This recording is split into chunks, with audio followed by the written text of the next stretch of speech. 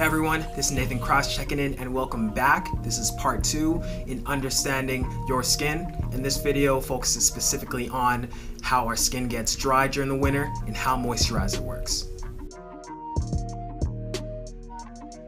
So one of the main reasons why I wanted to talk about this is because it was constantly thrown around, especially if you live in a country or area with a colder climate, is that as the weather gets colder, it's naturally going to require you to change your skincare regimen to some extent. Something that many of you have probably realized at this point in life is that our skin getting dry is a natural part of life. It's a natural process that's bound to happen at one point or the other. But the concentration of moisture in our bodies is actually a huge contributing factor to how frequently, how fast our skin gets dry. Now, in my previous video, I mentioned that our skin is made predominantly up of two layers: the epidermis, the outermost layer, and the dermis layer, just right underneath that. Our epidermis, where as we referred to before, that type of epithelial tissue is full of tightly packed cells, and underneath that is our dermis, where it's a layer of slightly less dense connective tissue and other materials, but there's enough room for things like blood vessels to hang out, meaning that the blood vessels in this layer of the dermis is only going to be supplying moisture, specifically our water molecules, to that layer of the skin. And from there, the water molecules present are going to be moving up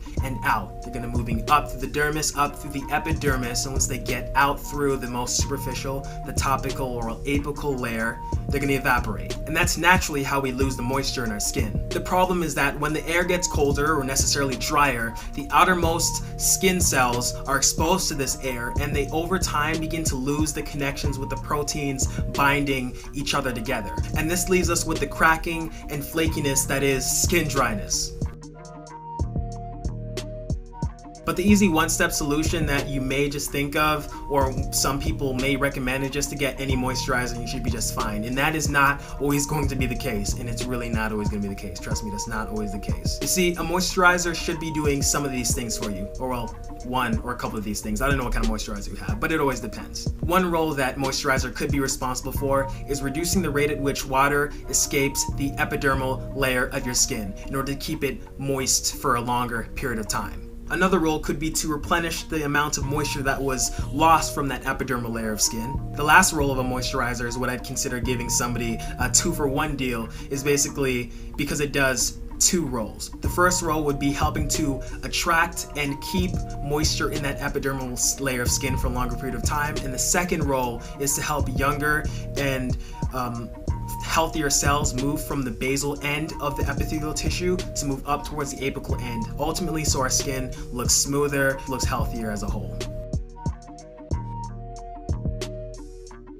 Now, ideally, you'd probably want a moisturizer that penetrates your skin and helps to restore the moisture that's already been lost. And it's important to recognize that the skin on our face, it's a lot more sensitive than the skin on the rest of our body. So naturally, you're going to want a moisturizer that's for your face specifically. And I had to make sure to say that because there are things like Vaseline, petroleum jelly in general, and other thicker creams and oils that people think might be valid or decent substitutes for something you can put both on your face and your body, and that isn't always the case. Oftentimes they don't dissolve very well and they leave a thin film on your skin. That's their tendency, and because of this they do a much better job at containing, at preventing any further moisture from being lost, as opposed to penetrating and actually restoring and replenishing any moisture that's already been lost. And this is based mostly on the chemical composition of these cosmetics, and this is something that kind of goes back to a lot of what I've talked about before previously in the Healthline series, talking about chemicals, things going on at the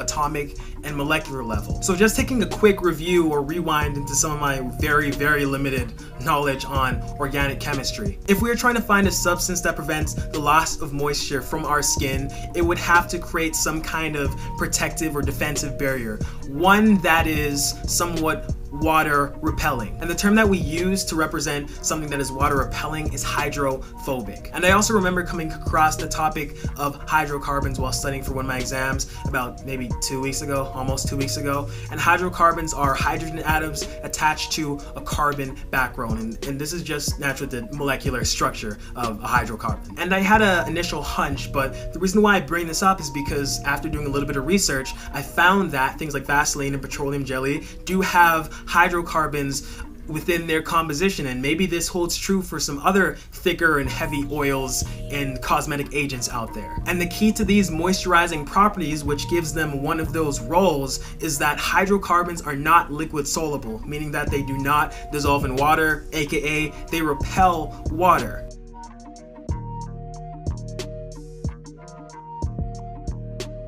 So something like that would be appropriate for a cosmetic whose purpose is to contain moisture, but not necessarily be absorbed through the skin and actually restore that moisture. And that's mostly what you want to be doing with your skin. Ultimately, as good as the latter may sound as far as containing moisture may go, over time, cosmetics like that have a tendency to lead to pore clogging. And trust me, nobody wants that. So ultimately, from a fitness perspective, when you're really active, you're naturally going to increase your body temperature. Those pores are going to open up. You're going to be sweating. There's going to be dirt and grime and whatnot, and that's just unavoidable.